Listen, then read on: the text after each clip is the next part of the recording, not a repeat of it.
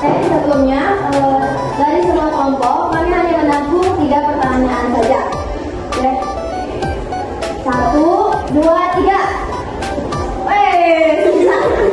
Silakan. Perkenalkan, nama saya Ibu. Pertanyaannya, apa perbedaan pajak dengan asuransi dan bank? Oke, pertanyaan akan ditampung terlebih dahulu. Selanjutnya, siapa yang akan bertanya lagi? Silakan, saya bertanya, mengapa kita harus membayar pajak? Dan apa akibatnya kalau kita telat membayar pajak? Terima kasih ya. Tidak. Kalau kita ikut kewajiban ya. Pertanyaan terakhir, siapa? Ika.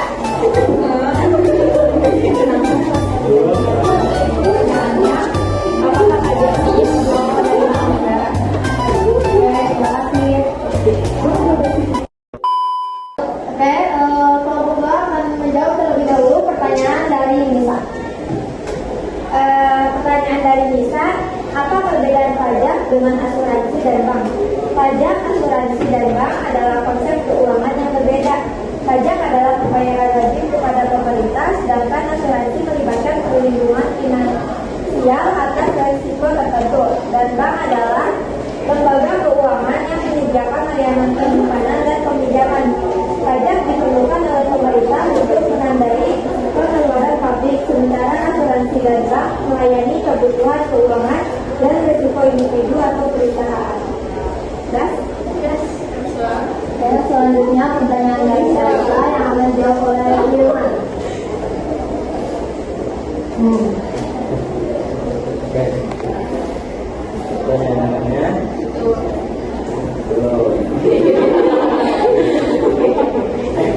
mengapa kita harus membayar pajak dan apa bedanya jika tidak membayar pajak? Mengapa kita harus membayar pajak dan apa bedanya jika tidak membayar pajak? Oke. Kita membayar pajak karena itu merupakan kewajiban yang ditetapkan oleh pemerintah untuk mendapatkan dana yang diperlukan guna mendukung berbagai program dan layanan publik. Beberapa alasan kita harus membayar sebagai berikut. Yang pertama, pendanaan program publik. Pajak menjadi sumber pendapatan utama pemerintah yang digunakan untuk mendukung pembangunan infrastruktur, pelayanan kesehatan, pendidikan, keamanan, dan berbagai program sosial lainnya. Yang kedua, pemeliharaan keseimbangan sosial. Pajak dapat digunakan untuk menciptakan keadilan sosial dengan mendistribusikan pendapatan dan sumber daya secara lebih merata, mengurangi kesenjangan ekonomi, dan memberikan dukungan kepada kelompok yang membutuhkan. Yang ketiga, pembiayaan kebijakan ekonomi. Pajak juga digunakan sebagai instrumen kebijakan ekonomi seperti pengendalian inflasi, regulasi pasar, dan insentif untuk pertumbuhan ekonomi. Jika seseorang tidak membayar pajak, akibat yang dapat timbul yaitu yang pertama, sanksi hukum. Negara dapat memberlakukan sanksi hukum terhadap individu atau perusahaan yang tidak memenuhi kewajiban, seperti denda atau tindakan hukum lainnya. Yang kedua, tidak memperoleh pelayanan publik. Kekurangan pendanaan dapat mengakibatkan penurunan kualitas pelayanan publik, seperti tidak memperoleh pelayanan publik. Yang ketiga yaitu ketidakstabilan ekonomi.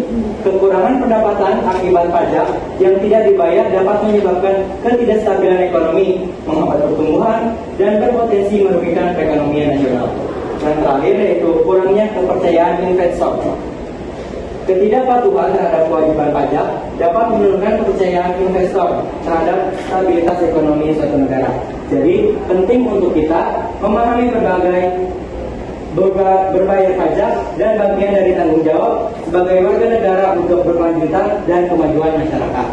Mbak Sasa. Pertanyaan terakhir dari kita yang akan dijawab oleh Hilman. Menjawab pertanyaan dari Kan. Pertanyaannya adalah, apakah pajak itu saja penerimaan negara? Jawabannya, pajak bukan masuk ke satu pendapatan negara, namun masih menjadi sumber pendapatan terbesar. Harapannya sumber pendapatan tersebut dapat dikelola dengan baik untuk kepentingan masyarakat. Sekian presentasi dari kelompok kedua. Kurang lebihnya mohon maaf. Semoga